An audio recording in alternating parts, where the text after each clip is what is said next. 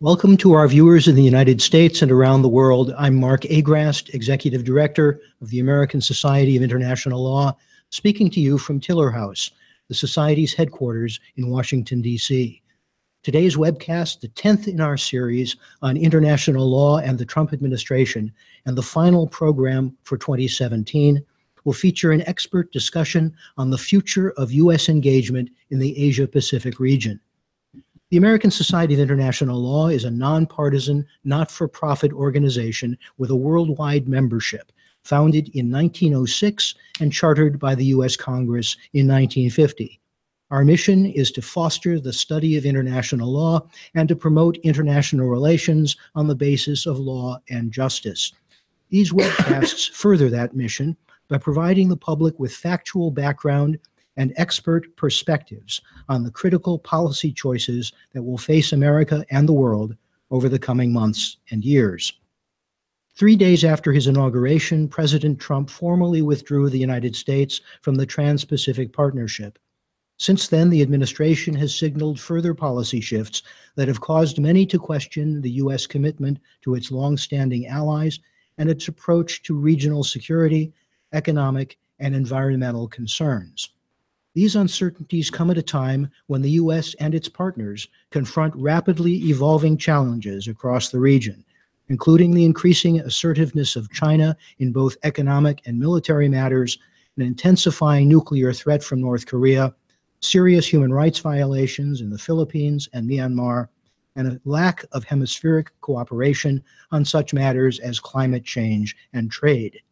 With us to discuss these issues are two leading experts who served in senior positions in both Republican and Democratic administrations, where they were responsible for formulating policy and advising the executive branch on Asian-Pacific affairs.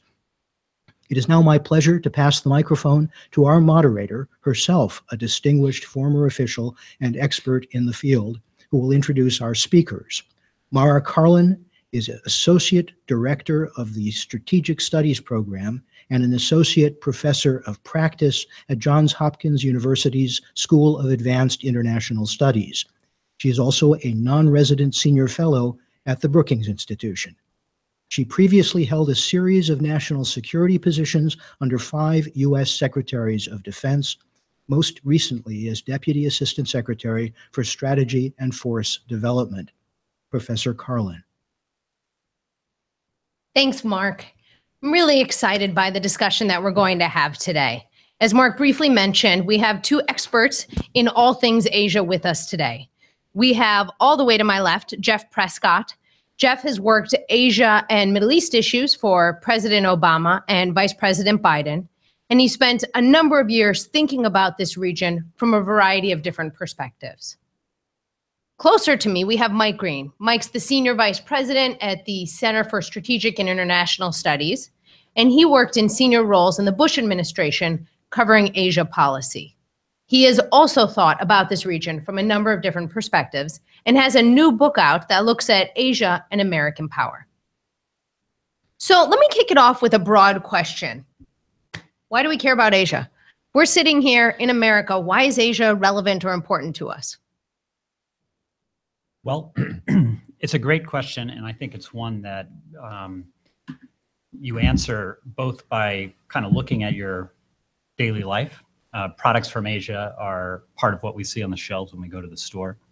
Our relationships in Asia are responsible for some of the economic growth that we see in the United States, but also for a lot of the investment that we do around the world. And the relationships that we've had with countries in Asia since the end of World War II have been an important feature of the architecture of U.S. power and U.S. security that we have exercised in the world. So when you look around the world and you look at places that are going to matter to the United States, that are going to matter to our economy, to our politics, to our security over the course of the next few decades, you really have to look at Asia. You're talking about half the world's population.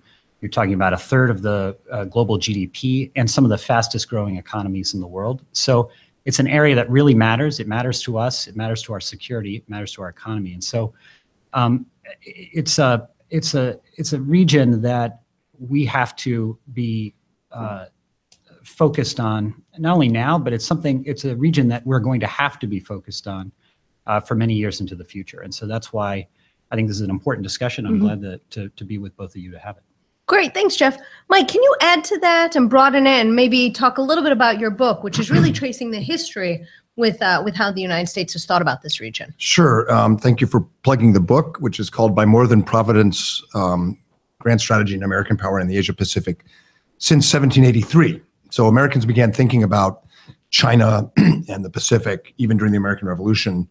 The first major trading expedition by the new republic in 1784 was to China, a ship commissioned in New York that made a 400% profit selling ginseng from what's now West Virginia. And a lot of Americans in New England and New York thought, we were going to be building our new international position around the Pacific, but that didn't happen for a long time. And Asia was always a secondary theater. That has changed. Even before President Obama announced the pivot to Asia, it was taking up the lion's share of our forward military presence and a lot of our attention. And Americans know this. For the past 7 or 8 years in public opinion polls, over half of Americans have said Asia is the most important region to our future. The answer used to be Europe. And when you break down the demographics, millennials say that at a rate of 70 or 80%. So, we almost don't need to explain to your audience because Americans know this.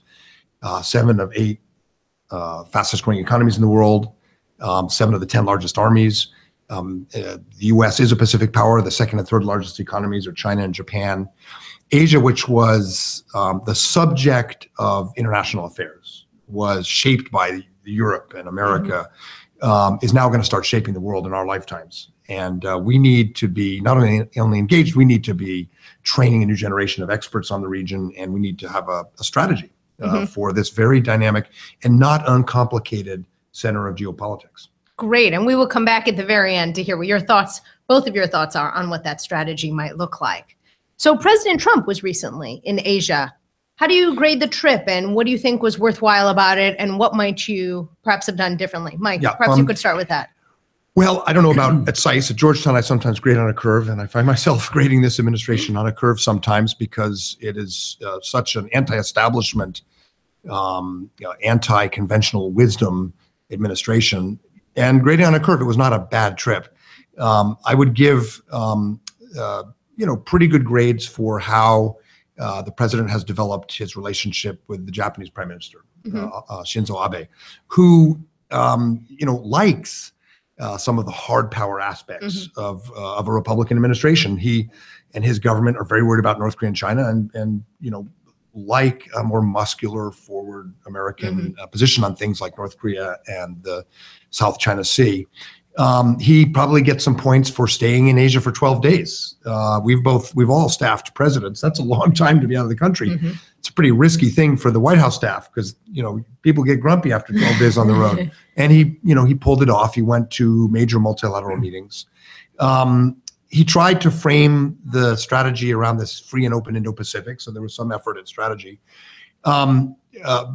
That said, I think there were some big gaps. And one was the American position in Asia depends very much on trade and diplomacy.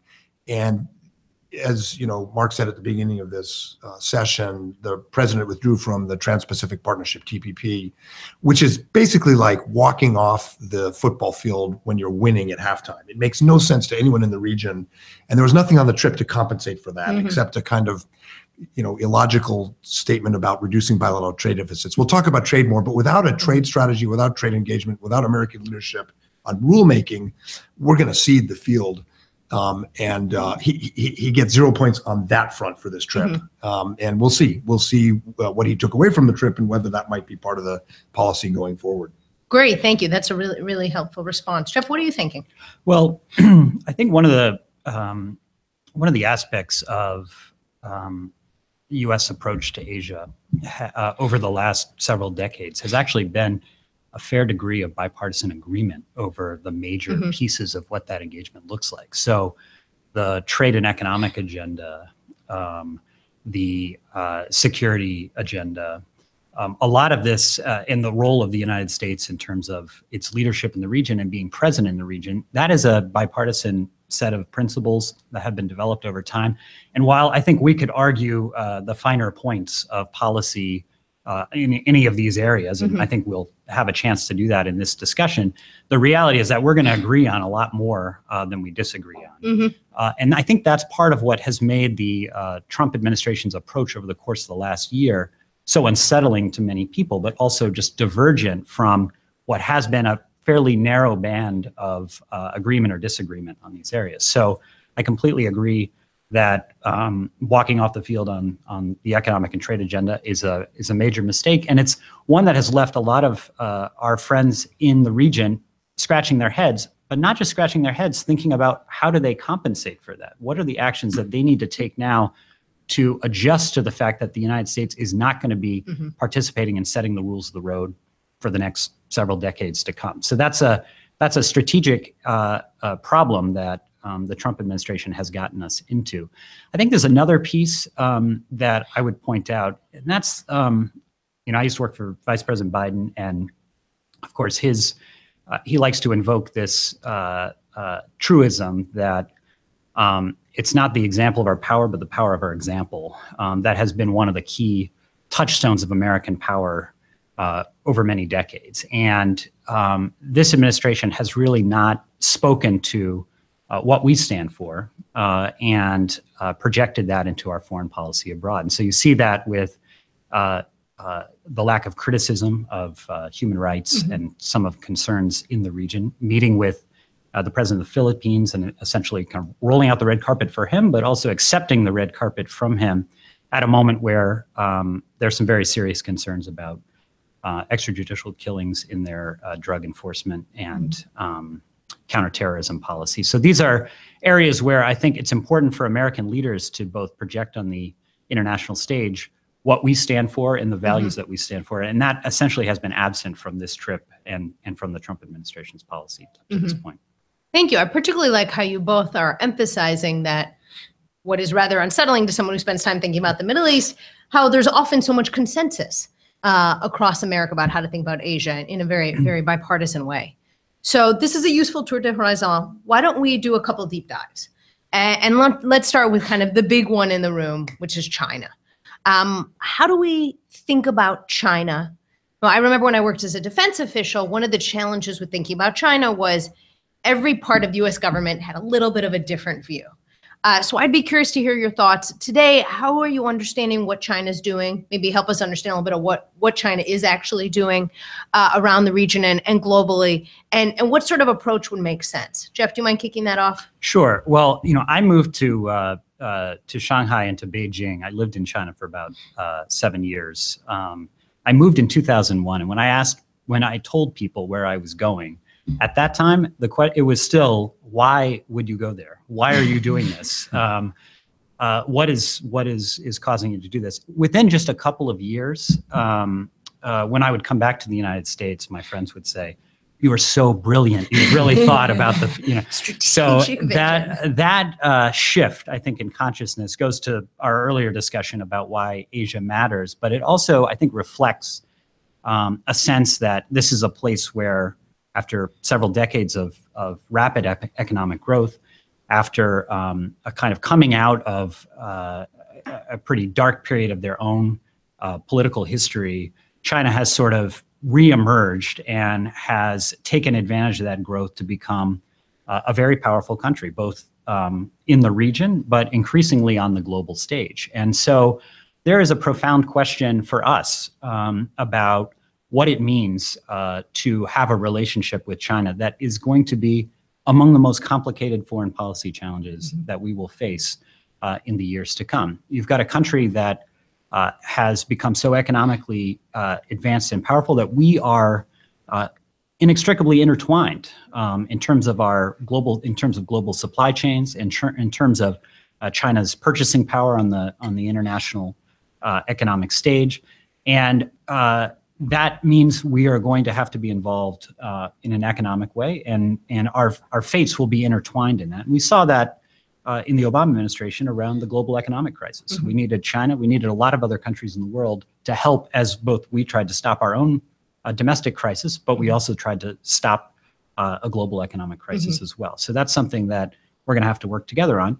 But we also have very divergent principles of governments. Our government is quite different than China's. China's an authoritarian state, still built on the kind of old Soviet model of political concentration of power. And I think we're going to have to, they're going to have their own interests that they're pursuing around the world, and often those are going to diverge with ours. So we need to think about both areas where we can cooperate. We're going to be competing on the economic stage. And I think there are some big questions about what kind of role China wants to play, both in Asia, but increasingly around the world. And there are different models of how that can develop. One model, I think we saw at the end of the last administration in the Paris Climate Accords. This is China essentially stepping up on the stage and being part of a global solution, an effort to create a framework to solve a global challenge. That's an example of the kind of global leadership I think you'd want to see a country like China play in the future.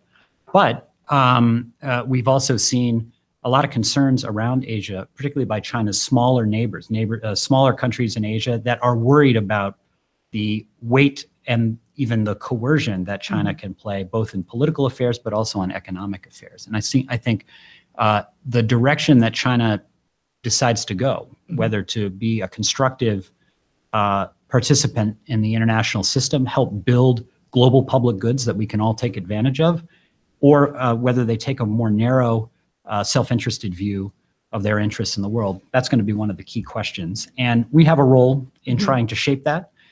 We also have a role in addressing the impact of the direction that they take as well. Absolutely. So what I'm hearing from you is a real blend of cooperation and competition across a number of different areas, and a need to kind of bet and hedge as we watch the path that China takes across these. Mike, do you agree with this? Do you disagree? No, I do generally agree with that. There's a debate. I think Jeff and I, although we work for different presidents, are probably in the center, and there are debates on either side about what to do about the rising power and influence of China. And it's a moving target. When Jeff was in China, I was in the White House at the National Security Council in charge of Asia policy, and worked very hard to make sure things were stable in U.S.-China relations so that Jeff could have a good time. But as much as I'd like to take credit, the fact is at that time, under Hu Jintao, Jiang Zemin and then Hu Jintao, China was still largely following a worldview that was set by Deng Xiaoping in the 1970s, which sometimes, as you know, people call the hide and bide strategy, where China would not challenge the U.S. It would focus on its internal challenges. And I remember in meetings with President Bush, Hu Jintao would spend much of the meeting complaining about his internal problems in China. Pollution, not enough jobs, 25 million people moving to the city every year. He was not looking for trouble externally. That changed. It changed really at the beginning of the Obama administration, I think in part because of the international financial crisis, the global financial crisis, which I think many Chinese internalized as a sign of secular decline for the United States. They were wrong, as Vice President Biden used to like to say. You're never safe betting against the U.S., I think is the line. But they internalized that. Then you had Hu Jintao step away and Xi Jinping come on the scene, much more nationalistic, much more confident. You saw China using its power for coercion in the East China Sea and the South China Sea. You saw China defying international law when the Tribunal of the UN Convention on the Law of the Sea ruled against China in a case brought by the Philippines 2 summers ago. China completely ignored it.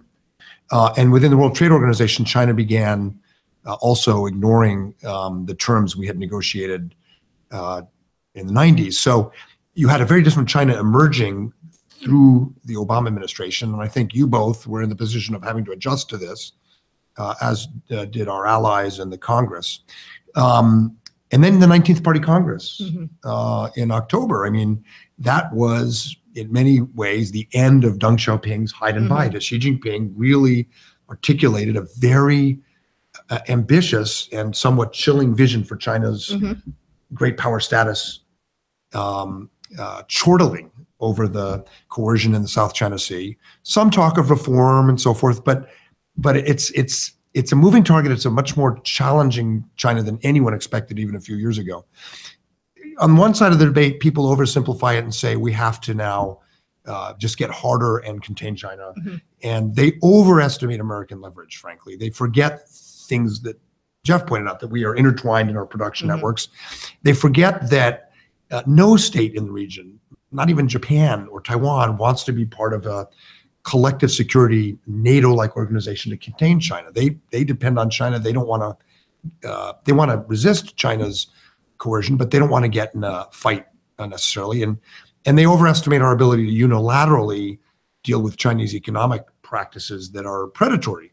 And this is one problem with the administration. They have a very unilateral trade policy, and they're not using the World Trade Organization or TPP. And they're assuming we have enough power alone to kind of take the fight to the Chinese without like-minded states.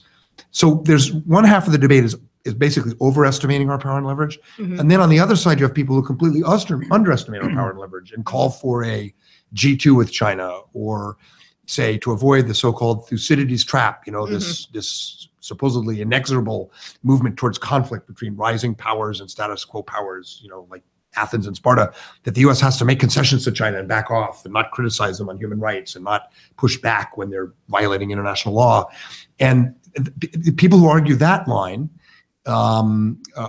basically underestimate American power. They underestimate the power of our values, the importance of our allies. They underestimate the fact that nobody in Asia wants China in charge. We've done surveys at CSIS of elites in 10 Asian countries, and we asked what system works for you in Asia. None of them picked one where China's in charge. They either wanted some kind of rules-based international multilateral order, the smaller states, or if they were Japan, Australia, Korea allies, they wanted the US to be the primary power in Asia. So all of this is to our advantage. And we're in a debate now where I find people are lurching for one of these two extremes. And I think Jeff and I, and probably you, Mara, are in the middle, recognizing it's going to be a messy mix. Absolutely.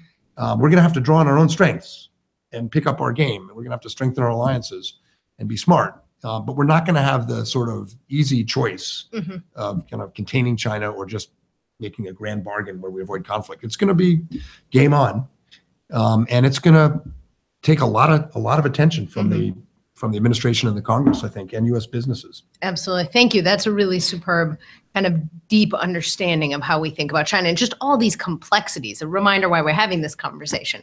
Can I add one more before you go? I just want to Absolutely. add one more thought, because I think this is, I think the focus of this discussion appropriately is on, our policy and our role and how we think about this. But I think it goes to something Mike said earlier, which is that, China is also deeply concerned about their own internal politics as well. And they've got an enormous set of challenges, even as they've benefited from an astounding rate of growth and increasingly a lot of innovation. The investments that they're making in some of their industries and basic science are starting to pay off. But at the same time, they're dealing with some enormous challenges as well, including demographic challenges, including governance challenges in terms of whether their political system can adapt to the kind of expectations that their population has as they've grown more prosperous, and an enormous set of environmental problems, including natural resources, including environmental pollution. So there are some enormous questions that they're thinking about as well. And to the point about meetings with Chinese presidents, I actually think they're probably spending 85% of their time not worried about the rest of the world, worried about keeping the plates spinning at home. And I think that provides some opportunities for the United States, but I also think it means there's a value in understanding the issues that they're facing as well, because they may stumble on some of these obstacles along the way. And we have a stake in that too, because China has gotten so big, the disruptive power of them having a problem will have an impact on us and everyone else as well. So I just want to second something Mike said at the beginning. We need a new generation of experts who are going to be thinking about this set of problems, because it is going to be a set of problems we're working on for the rest of our careers and well beyond. Thanks for adding that, Jeff. That's a really important point. And I think oftentimes folks ignore what's happening domestically in China. I brought a number of college students to China earlier this year, and one had a great quote. She said, China seemed a little bit like a film set, where everything looked pretty nice where she went. And then as she peeled back just a little bit, realized it was a whole lot more complicated inside. So Mike, I'd like to return to a comment you made. You were talking about how intertwined we are with China in all sorts of ways. And that leads us to North Korea. We are hearing all sorts of bombast about North Korea, the threat from North Korea. People are building bunkers in California. How do you conceptualize the threat from North Korea? How do you think the Chinese conceptualize it? And what might we do about it from kind of a Washington perspective? So I've been working on North Korea for over 20 years. I worked in the Pentagon on North Korea. I worked in the White House on North Korea. I've traveled to Pyongyang for negotiations. I've been involved in military planning. I can proudly say that for 20 plus years, I've failed at denuclearizing North Korea, as has everyone in every administration since George Herbert Walker Bush. It's not that we're dumb or lazy. It's that nuclear weapons are indispensable to the survival of the Kim regime. And they've seen it that way for some time. And it is more dangerous, clearly, than ever before.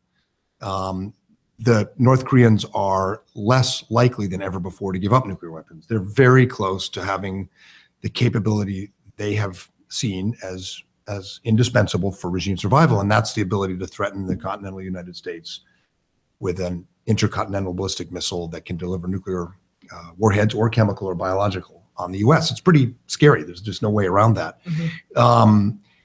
The options in front of us now are really ugly. We, the United States and our allies, can, well, people talk about diplomacy. I hesitate because we should always try to make diplomacy work, but for the reasons I said, it's very, very unlikely that North Korea is going to agree to give up nuclear weapons capability, or even to slow down as they rush towards the end zone for this missile capability they want. So we should keep diplomacy open and not rule it out. But I think that's not going to be how we get out of this. Maybe someday, but not now. So we basically are looking at two pretty ugly options. On the one hand, we do what the National Security Advisor H.R. McMaster has hinted at pretty explicitly, and sometimes President Trump, which is we take military action. Not to defend our allies, which we would do anyway, but to stop the North Koreans from continuing towards this capability, what I think in international law might be called preventive war. War because diplomacy won't work, so we do military options. The problem with that is, number one, we don't know where all the stuff is. Number two, to get at the stuff we do know about, we're talking about not a pinprick strike, but a massive air campaign, which to the North Koreans will be indistinguishable from invasion. And therefore, we're talking about a very real danger. They fire back. The unclassified estimates are, if they use conventional weapons, tens of thousands killed. If they use their nuclear ballistic missile capability, chem bio, we're talking potentially millions. There are, well over 200,000 Americans in the region, and the danger that they transfer a nuclear weapon to ISIS. So the military strike would not, it might cause them to pause, it might cause them to hunker down, but there's a very real risk that it leads to a major war that would be catastrophic. That's one option. I don't like it. The other option is we brace for a North Korea that has the ability to intimidate, blackmail, and threaten with nuclear weapons. They're not going to be like the Soviet Union. The Soviet Union, I think, had a nuclear umbrella to protect an empire. North Korea is going to use nuclear weapons like a mafia gangster with a machine gun. They're going to use it to try to scare, threaten, intimidate, isolate South Korea, get concessions. It will not be restful. And that's dangerous. And it will require a much more robust military options. It will require more defense spending, missile defense. That's also ugly, but when I look at the two options, I don't see how you come down on the side of preventive war. And I'm a bit surprised to hear some people in the administration talking about it again. And I suspect it's because they are trying to their credit, maximize pressure on North Korea with sanctions, which have been pretty effective recently, and military options, all options to get a result. But when push comes to shove, if the North Koreans keep going forward, I am pretty certain that any administration, including this one, is going to go for the option of deterring North Korea, but it's going to be a rough ride. And eventually this regime will not exist. I mean, it defies gravity in history to have a Stalinist cult regime like this in the 21st century. And on that happy note, Thank you for outlining that hideous situation. Jeff, what do you want to add to that? Well, I guess I would add two things because I agree with much of what Mike just said. I guess one is I don't think Americans appreciate the risk of conflict that we are facing right now. It's possible that the talk from this administration about limited military strikes or potential preventative strikes that take care of this problem are part of a kind of bluff to maximize pressure. But even in making the threat, there's quite a bit of risk that we're taking on. Obviously, we have thousands of troops that are in very close proximity to North Korea. They're exercising and preparing for the potential for military conflict all the time. And it doesn't take very much for a mistake or a miscalculation to kick off a series of events that lead to an unintended or an intended escalation. So I think there is a higher degree of risk of conflict on the peninsula. And as Mike points out, that conflict would be devastating, even in its most limited form. It's not something that you can contain very easily. And frankly, I don't think we've done a lot of military planning on what military options might look like over the years, for many years. We haven't done a lot of planning on what the aftermath of that conflict looks like. And there's so much of the world economy wrapped up, so many American lives, and of course the lives of our allies as well. This is something that you don't want to fool around with. And so I think the rhetoric that we've seen from this administration is very concerning, just on the prospect that there's some kind of a mistake or a miscalculation here. so this is the, oh, sorry. Go ahead. I was going to say, so this is the challenge. And maybe there's a tactical difference on the panel, but I think the North Koreans intend to use these nuclear weapons. They know if they use nuclear weapons on us, their regime is destroyed. I think deterrence, as we traditionally thought of it, is ugly, but does work. But they want to use their ability to threaten the United States to decouple South Korea. We had the term we haven't heard since the Cold War, where the Soviet threat against the continental U.S. was designed to, in part, suggest to our allies in Europe that we were not prepared to trade New York for Paris, as de Gaulle put it, and that we would be so afraid of being hit ourselves we wouldn't defend our allies. And I think that's a significant part of the North Korean strategy, is to get us to blink. And so I would say for that very reason, we have to actually show we're not intimidated. There's going to have to be the schedule of military exercises. And Jeff's right, that does increase the danger of an accidental war. And what I completely agree is, therefore, be careful in the rhetoric. I mean, I'm a Theodore Roosevelt fan. Speak softly, carry a big stick, but speak softly. Among other reasons, we're going to have more effect and more ability to slow down the North Koreans, pressure them, eventually get them to negotiate this away, slow it down in the meantime, if the US, Japan, Korea, and China are all aligned. But the bellicose rhetoric drives, the Japanese can handle it, which is interesting for a supposedly pacifist country, but the South Koreans don't like it. At least the current government doesn't. And one of the downside risks of the bellicose rhetoric is it drives them to China. Moon Jae-in, the president, is in China right now. And there's real worry among experts that he's going to try to get the Chinese to block the US from a military attack. Our ally is going to work with the Chinese. And that is going to have the effect in China of leading people to think, well, why should we press North Korea? Time's on our side. America's allies are coming to us. So the larger chess game of aligning our allies so that China will cooperate, so that we can press North Korea, is also going to be undermined if the rhetoric is too, scary for our allies. So I think we need pressure. We need robust military options, but we'd be much more effective if we were like Theodore Roosevelt. Speak a little softer. And you never hear, by the way, the Secretary of Defense, Jim Mattis, or the Chairman of the Joint Chiefs, General Dunford, or the Commander on the Peninsula, General Brooke. You never hear them talk about this. They're very quiet and careful about how they use the description of force. Indeed. And what I'm hearing from you is actually a lot of the rhetoric has fast forwarded some of what the North Koreans are doing. If they're trying to split the United States from its allies, what's been happening in the last few months is actually almost handing them that gift. Yeah, it could be. I'm not sure we're there yet, but it definitely runs that risk. Yeah, I guess I would make one other point on this, which is the pressure has to be to some end. And we may differ a little bit on the value of some kind of a diplomatic outcome. I certainly don't agree that I certainly agree that North Korea is not going to give up its nuclear program anytime soon, if ever. But I do think there is an objective over time that we should be looking to limit the scale, limit the scope, limit the ability of North Korea to continue to test and develop this program. And it is possible, although very, very difficult, to achieve some of those aims through diplomatic means.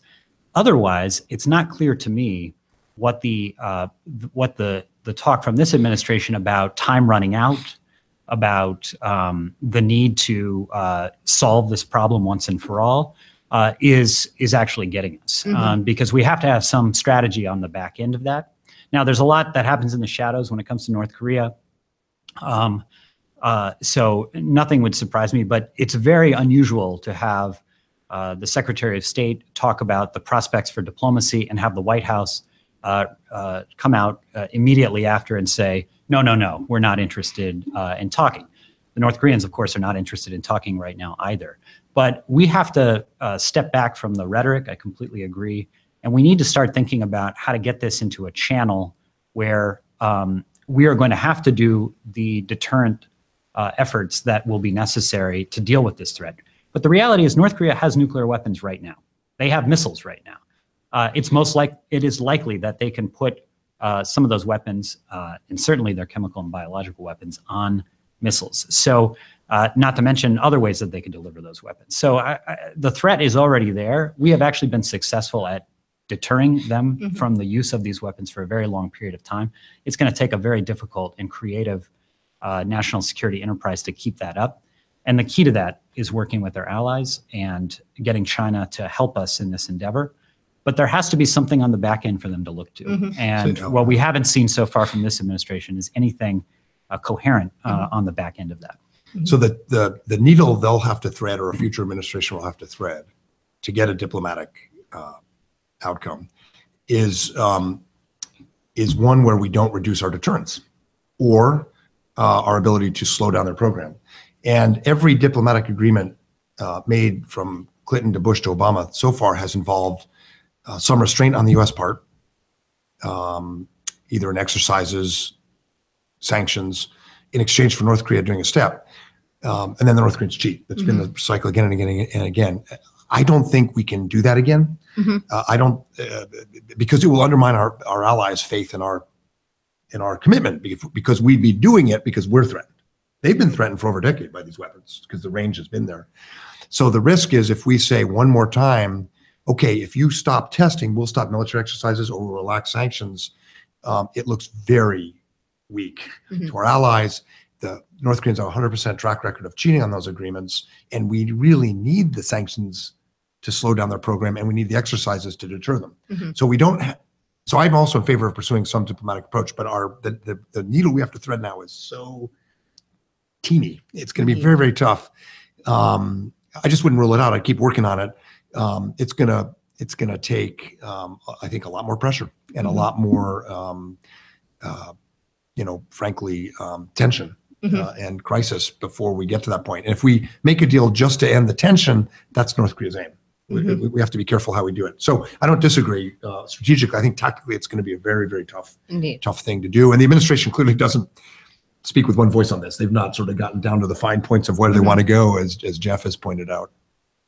Thank you. You both have outlined just a slew of really terrible and unsavory options. Let's go to the other end of the region and let's talk India for a moment. Can you help us situate India within the region? Why is it relevant? What role can it play? Mike, as someone who was a part of the Bush administration, which really shifted the U.S. relationship with India in a meaningful way, maybe you can talk a little bit about that and how you both might see kind of an Asia-Pacific in which the U.S. is very involved that's more biased towards China or perhaps more biased towards India. What might those look like? Do you want to kick us off with that, Jeff? Sure. I would just say a couple of things. I mean, India is a gigantic country like China, over 1 billion people, an extremely dynamic economy, an extremely dynamic political system. facing enormous challenges. I mean, you can paint a picture. This is a country that you can get to know. You can know deeply. There is a sort of bottomless path that we could go down and trying to understand India on its own terms. And I don't want to lose sight of that. I think it's easy to talk about, situating a country like India into the Asia Pacific discussion, and this kind of Indo-Pacific tagline is a nice way of capturing the fact that our relationship with India should involve more than just a bilateral relationship, but should think about the regional context in which they're situated. And India has ambitions of playing an increasingly important role in its own with its own neighbors and in the region in which it's situated. But India itself is an important country and one that we should have a very significant relation with. And the Bush administration and the Obama administrations put a lot of energy into developing that relationship across the economic, security, defense, and related areas of cooperation. So I think we'll see that continue. We did spend some time working with India, but we're also working with other allies like Japan, like South Korea, like Australia, in thinking about how do we work together to make sure that the rules of the road across the Asia Pacific are ones where standards are increasing over time, where people feel like they've got alternatives to being coerced in a particular direction politically, and frankly, in dealing with the problem that China creates for many of the countries in the region. I think India has its own complicated relationship with China. That will continue to be a dynamic. I think we have our own interests in developing a relationship with India, but I do think having a conversation about the region with countries like India, with countries like Australia, with countries like Japan is extremely important. This administration has attempted to kind of put all those conversations together and get all the countries in the same room. That might be helpful, it might not, but I do think it's important to think about India more than just in the bilateral sense, more in just in terms of the relationship with Pakistan, but also in terms of its increasing economic and political role in the rest of Asia. Thanks, Jeff. I think what you're really helping our audience understand is when you look at U.S. engagement in the Asia Pacific, there are a whole lot of countries that want to be on our team, and they are looking to Washington to play that leadership role. Mike, what do you want to add on this front? So I agree with everything Jeff said, and I think India policy, which was not as bipartisan as, for example, Japan policy in the last few decades, in large part because of the proliferation problem and nuclear issues, has become more and more bipartisan. There was a lot of continuity from the very end of Clinton to Bush to Obama and to Trump. Actually, I think that on India policy, there's probably this administration has a lot of continuity. It's easy in a way because Prime Minister Modi of India looks a little bit like Donald Trump. He's not a big fan of trade agreements, and he's a big fan of direct investment into India. So they kind of don't have a lot of issues they disagree with. India's not particularly interested in climate change agreements, and neither is Donald Trump. So they actually, in some ways, have a basis for a productive relationship. India has enormous potential, has enormous importance in the broader global distribution of influence and power, and especially in Asia. Beijing's preferred framework for Asia is captured in the phrase Xi Jinping pushed on the Obama administration, the idea that the US and China should agree on a new model of great power relations. And the Chinese formula under Xi has the US and China as the great powers in Asia, not India, not Japan, not Australia or Indonesia. That doesn't really work for US interests in my view. In a way, rather than a kind of bipolar way of thinking about the future of Asia, it's much more our interest to think of it in terms of multipolarity. In other words, yes, China, we want good relations, but oh, by the way, India is pretty darn important too, and so is Indonesia, and so is Japan. And that's what those countries want. So it'll work diplomatically. And India's not going to sign on to contain China, but they want a strategic equilibrium, a balance of influence where China, as Jeff said, can't push smaller countries around. India's also, the world's largest democracy. And so we do have a certain basis for common interest in those values. It's interesting when you looked at public opinion polls about Bill Clinton, George Bush, and Barack Obama around Asia, India, for all three presidents, they were the most popular in India.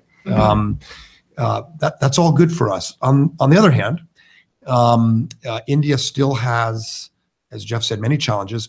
The non-aligned movement is not entirely dead in India. This Nehruvian kind of post-colonial insistence on an independent foreign policy and not aligning is an obstacle for U.S.-India relations. India votes in the General Assembly of the United Nations with Iran more than with the U.S. because it has that kind of developing world post-colonial non-aligned dimension to its foreign policy. The Indian Foreign Office, the Foreign Ministry, is the size of New Zealand's. For a country of over 1 billion people, that's a little teeny. So there are huge capacity issues still. I think U.S.-India relations are going to grow, and what a lot of people don't realize is how much, for example, Japan-India relations have just exploded on economic and strategic issues because they both want a balance of power in Asia that's favorable. That's not sort of a China-dominated system.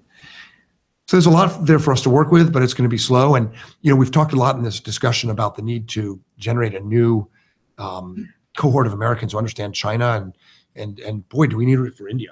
We have heritage speakers, immigrants from India, from the subcontinent, but in the academy, as people who do South Asia usually don't do international relations and business and economics. They tend to be in humanities and stuff, and so in law and diplomacy, in international relations theory, we need to invest a lot more in Americans who understand India and the subcontinent. Absolutely. So you both touched on briefly the economics piece of this region. Trans-Pacific Partnership, Mike, I think you liken to walking off the field. Can you both give our audience just a little bit more feel why do we care economically about what's happening in Asia? Why is it relevant to us that the United States is no longer deep in this notion of the Trans-Pacific Partnership? Why does it matter? Jeff, do you want to kick that off? Sure. Well, this is, with the caveat that, it's impossible to talk about our international trading relationships without thinking about our domestic economic situation. And Absolutely. I think in many of our political debates, the debate about international trade is wrapped up in that debate, and that's an important one. And I think we could spend the rest of the afternoon, if we wanted, talking about the interplay between the two and the way that you need to pair policies that are addressing some of our problems at home as we work on making a fair and better playing field for us on the international stage. But the other dimension of the international economic argument when it comes to foreign policy is the strategic dimension of the relationships that we're developing and the economic relationships that we're developing around the world.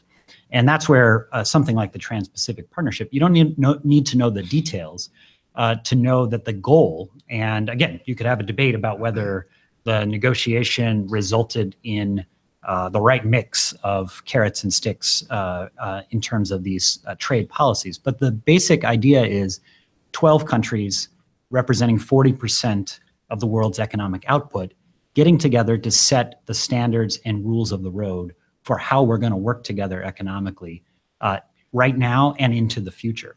And in some ways, it's the start of an arrangement that over time you have a chance to sort of build on. So it's about organizing these countries in an economic partnership where each is giving a little, each is getting a little, and they're trying to set a set of rules that will help shape the way they do business with us, but also the way that they do business with others in the region and around the world. So as we've gone through these agreements over time, we're trying to continue to raise the floor of what the standards are that we generally meet already, because our regulatory system is very good on things like the environment, on things like labor rights.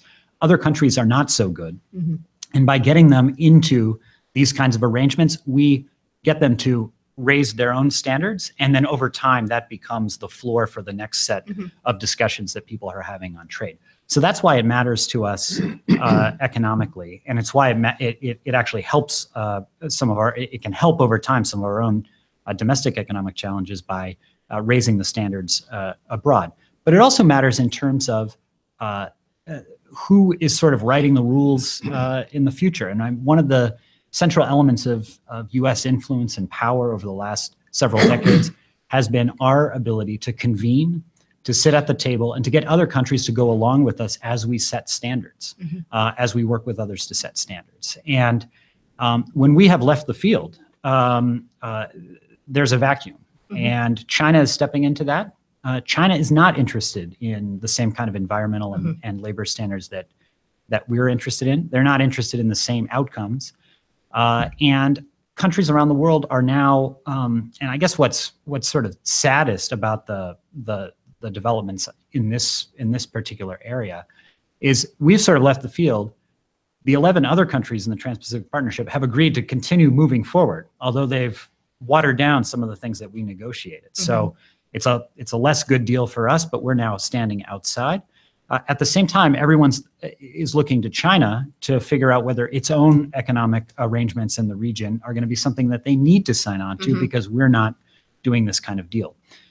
So there's a strategic dimension to this that really matters to the way that we're seen in the region, but the way that we help shape the rules of the road for the rest of the century. That's really helpful. Thanks, Jeff. Mike, do you want to quickly add anything on that front? No, I agree with all of it. And the Trans-Pacific Partnership, TPP, became the sort of poster child for the 2016 election presidential campaign for politicians who wanted to attack globalization. And Donald Trump was against it, so was Hillary Clinton. And it was because for the base in both parties, labor unions for the Democrats and sort of rank and file older voters for Republicans, TPP symbolized what they didn't like about globalization. It seemed to be a secret deal. It wasn't transparent. It seemed to encourage greater integration with the global economy. And so both candidates attacked it. It's very ironic because, in fact, 49 of 50 governors supported it. Alabama's governor didn't. I think Alabama's changing. I bet it's now 50 for 50. All the agricultural associations are strongly in favor of TPP because it creates enormous export gains for them. The Chamber of Commerce and local chambers of commerce were all in favor of it.